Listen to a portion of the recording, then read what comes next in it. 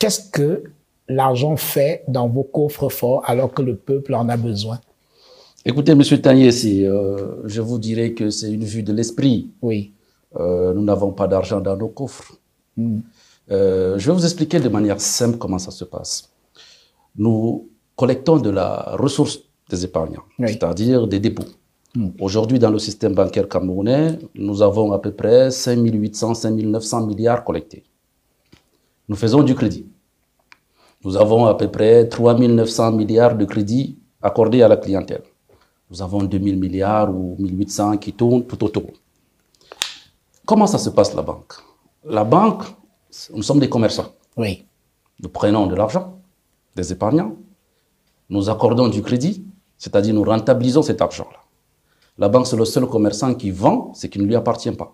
Oui. Quand vous allez au marché et que vous voulez vendre de l'eau, vous achetez de l'eau, ça vous appartient et ensuite vous vendez.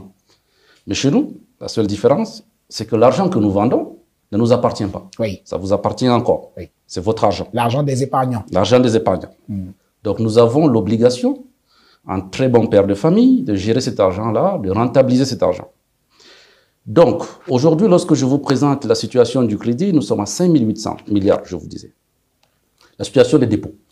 Nous avons collecté 5 800 milliards. Nous sommes à 4 000 milliards à peu près de crédit. Nous avons 1 900 milliards, 1 800 milliards, tout autour. En faisant le calcul, vous allez me dire, vous avez à peu près 2 000 milliards dans vos coffres, monsieur le directeur général. Absolument. Je vous dirais non.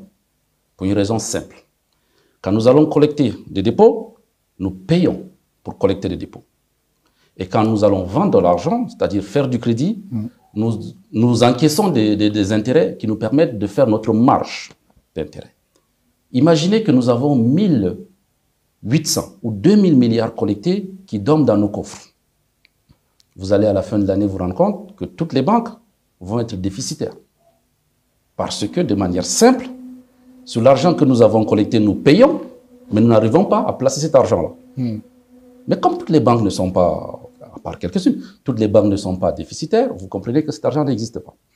Donc, qu'est-ce que les banques font? Nous devons rentabiliser cet argent. Le mot sur liquidité dont vous faites allusion et que je dis c'est une vue de l'esprit, c'est parce que les banques ont investi ces 2 000 milliards-là dans d'autres projets. Nous avons investi ces 2 000 milliards dans les OTA, c'est-à-dire les obligations du Trésor, dans les BTA, les bons du Trésor, et dans les emprunts obligataires des États. Nous le faisons pour une raison simple. Parce que par ces États-là et par ces instruments-là, nous allons relancer l'économie. Parce que si vous regardez bien le tissu économique, l'ensemble des PME ne vivent que, ou pour la plupart, de la commande publique.